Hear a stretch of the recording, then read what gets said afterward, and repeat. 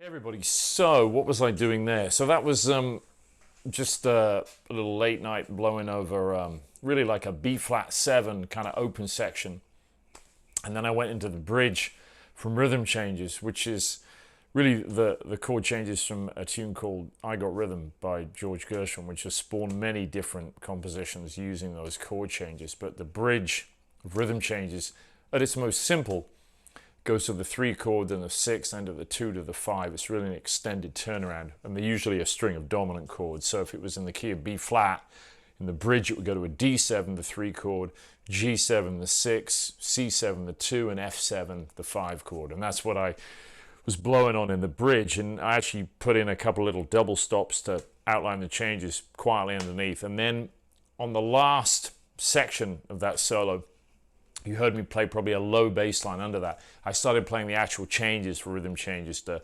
1-6-2-5, and a little turnaround within that as well. So it was kind of like an open B flat vamp, and then I decided to morph into Rhythm Changes for some variation. And it's quite fun to do that. And sometimes, you know, with a lot of my students, we'll work on that stuff where I'll get them to play with a backing track and then to blow over changes without, and just hear those changes in your head and make them without needing to have something like iReal Pro pounding them out. The problem with iReal Pro that I don't love is that, you know, the accompaniment is very leaden in it, and it's really mechanical, obviously.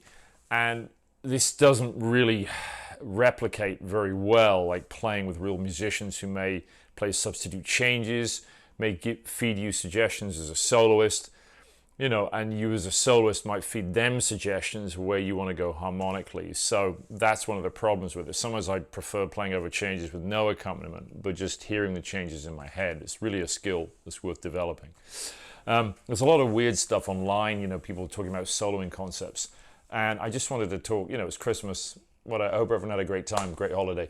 You know, we're obviously still in a kind of a really weird time in the world. So, you know, music can really help us get through this. And I find, like, thinking about music, one of the things that, you know, along with mountain bike riding.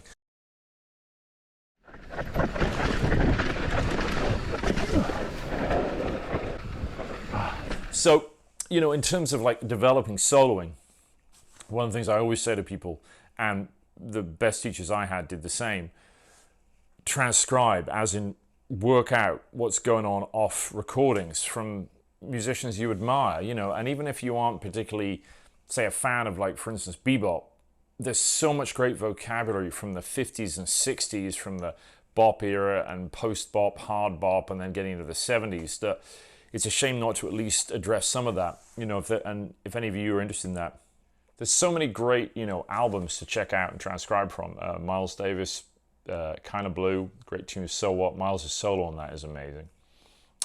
So is Cannibals, and, you know, everyone's solo is amazing. But Miles is a great one to transcribe because it's actually quite approachable on the bass. You know, there's so many great phrases in that. It's a masterpiece of phrasing. You know, I was always enamored with the more sort of chromatic elements of a lot of horn players playing, like Cannibal Adderley, for instance, is incredible. And so I transcribed a bunch of Cannibal Adderley stuff when I was younger, and Michael Brecker, Bob Berg, Bob Mincer, Bob Malik, all the Bobs, and players like Pat Metheny, John Schofield, you know, Scott Henderson, you know, I was lucky enough to play with for quite a few years out here in LA. And, you know, not just limiting myself to bass players, although I did transcribe some bass solos, but not as many as other instruments, you know.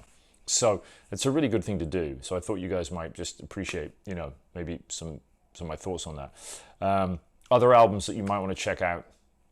I'm a huge fan of Lee Morgan. To me, there's, you know, Lee Morgan, there was Miles, there's Freddie Hubbard, and some other great trumpet players too, Kenny Dorham and so on. But just Lee Morgan's playing on the Art Blakey record Moanin', on the title track on Moaning, and also on Dat Dare, which is on Art Blakey, The Big Beat. those records are unbelievable. So if you don't have them, grab them. And if you're a vinyl fan, Blue Note. I'm not even getting sponsored by Blue Note, and there I'm wearing the t-shirt.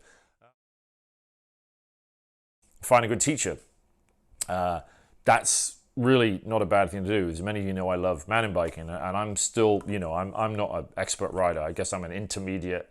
My friend Eric would say I'm an intermediate plus guy. He's very kind, and he's a brilliant rider. But I would say at least I'm an intermediate anyway. Maybe not intermediate plus. I don't know. On a good day, maybe I am. But I'm still studying that, and I love learning new things. I improved my rolling off really steep drops the other day, and when I rode today, I could tell I was better on, much more confident on really drops that before used to make me.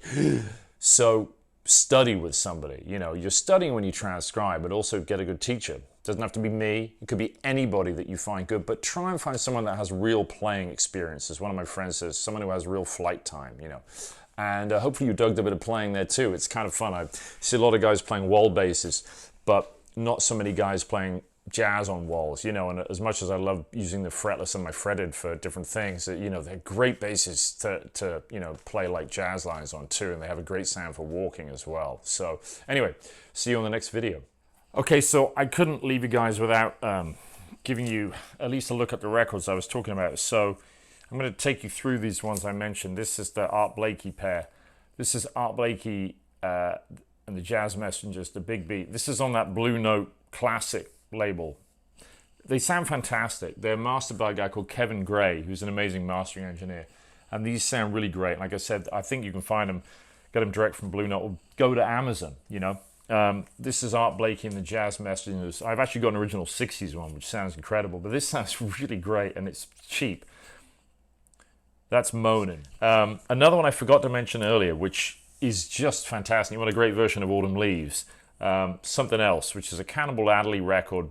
I think Miles contractually couldn't be the band leader. There was some story behind this. But anyway, but if you look at it, it's like a lot of, it's like an all-star band. It's Art Blakey again, Sam Jones, great bass player, really great walking lines, great two-feel, and then he goes into walking on 4 on Autumn Leaves as the solos get going. But he walks in 2, as I remember, under the melody, and it's just a masterpiece of walking bass.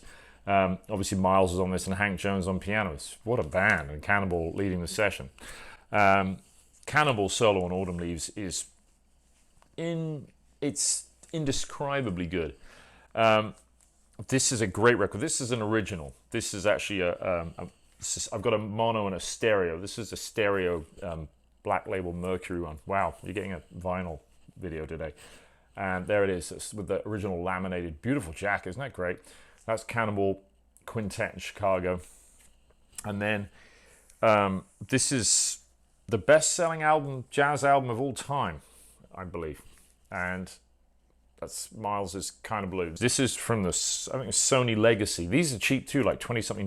This is the mono version. You can see it. So you've got like a little gold stamp. This is a limited numbered edition. I don't think these are still in print, but the regular mono one I think still is. So, but get the Sony version, the Legacy one. Don't get one of these weird Wax Time or Doxy or ones with the weird different artwork. They're like from this sort of gray area.